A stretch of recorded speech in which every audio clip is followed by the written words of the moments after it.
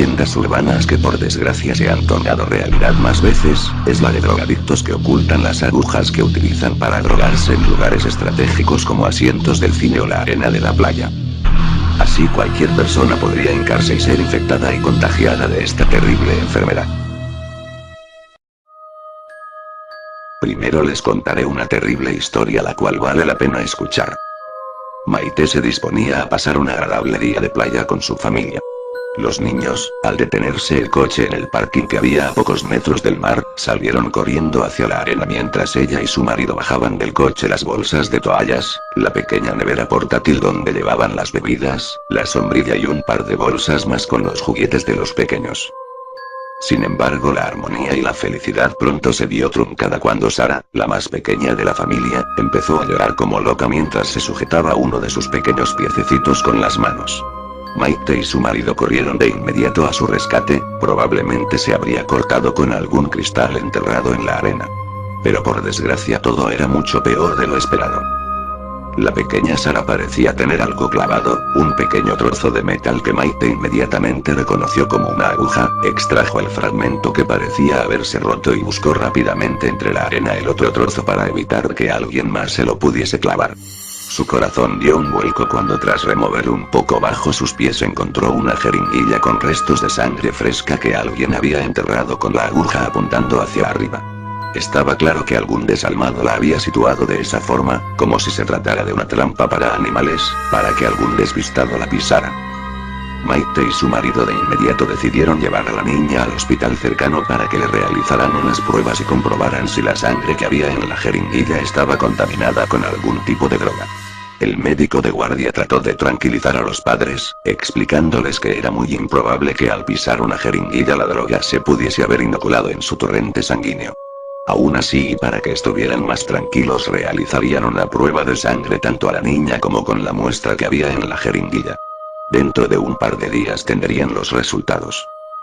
Salvo por un poco de dolor en la planta del pie, Sara se recuperó tan rápido que sus padres prácticamente habían olvidado el suceso y cuando 2 días después recibieron una llamada del hospital se quedaron sorprendidos. El médico les citó en su consulta, nos les dio más información al respecto por lo que quedaron muy preocupados. El doctor les pidió que se sentasen y les confirmó que en la sangre de la jeringuilla había un agente nocivo, heroína, obviamente días después del incidente y sin haber sufrido la niña ningún percance, la droga no había causado ningún daño. Pero lo más alarmante es que la sangre estaba infectada con SIDA y la muestra que el matrimonio llevó era bastante fresca por lo que era posible que se hubiera producido un contagio. Pidió serenidad al matrimonio que había estallado en llanto y les dijo que las posibilidades de que Sara hubiese sido infectada eran muy bajas. Aún así, por prevención debería realizarse un análisis de sangre pasados unos meses, para ver si tenía los anticuerpos en su sangre. Maite al llegar a casa empezó a buscar información en internet al respecto y quedó asustada al ver la cantidad de casos de contagio y de personas que se habían pinchado accidentalmente con una jeringuilla infectada. Al parecer algunos drogadictos con el virus del SIDA dejaban las agujas en lugares estratégicos como las sillas del cine, buzones, máquinas de refrescos, en parques infantiles o como era el caso de su hija enterradas en la arena de la playa. Lo hacían con la intención de contagiar a la mayor cantidad de gente posible sabiéndose desahuciados y con pocos años de vida.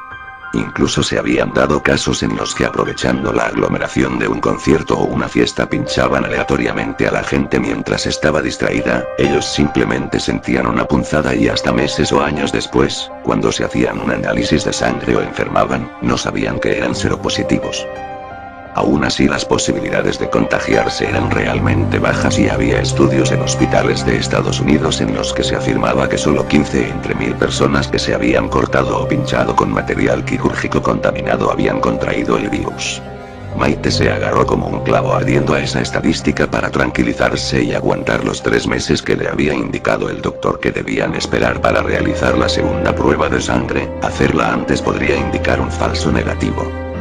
El tiempo transcurrió y Sara, que acababa de cumplir los 4 añitos, se realizó un segundo análisis, los resultados no podían ser más devastadores, había sido contagiada y debería vivir los pocos años que le quedarán de vida medicándose para ralentizar lo máximo posible la enfermedad y que ésta se agravase. Lo que acabamos de escuchar no es un caso comprobado, es más bien una leyenda urbana. Los ataques hipotéticos refieren que los infectados de SIDA colocan sus agujas en sitios donde la gente está muy confiada, como en las salas de cine, playa, clubes nocturnos. La incauta víctima sentirá un ligero pinchazo, y en algunos casos también descubre una nota adjunta a la ropa que lleva el mensaje "Bienvenido al mundo del SIDA". Las variaciones de la leyenda urbana se extendieron rápidamente a través de correo electrónico, y algunos afirmaban que era una advertencia que se distribuyó por el Departamento de Policía de Dallas, que más tarde declaró a los ataques como falso, y no sucede. Aunque los ataques se han llevado a cabo mediante el uso de jeringas como armas, en ninguno de los ataques fueron las jeringas contaminadas con el VIH o el SIDA. A excepción de un caso aislado en Australia, en el que un preso en la cárcel de Long Bay de Sydney logró pinchar a un guardia con una jeringa llena de sangre VIH positivo, y un caso en Nueva Zelanda en el que un hombre infectó deliberadamente a su esposa con una jeringa. Finalmente, para la calma de muchos paranoicos, la policía se ha referido a este tema pidiendo la calma puesto que prácticamente es nula la realidad de estos casos. El motivo de esta leyenda urbana comenzó para asustar a la gente y así evitaran enviciarse con los establecimientos de placer, jugando con el miedo público del SIDA. Después de escuchar esto, ¿qué opinas tú?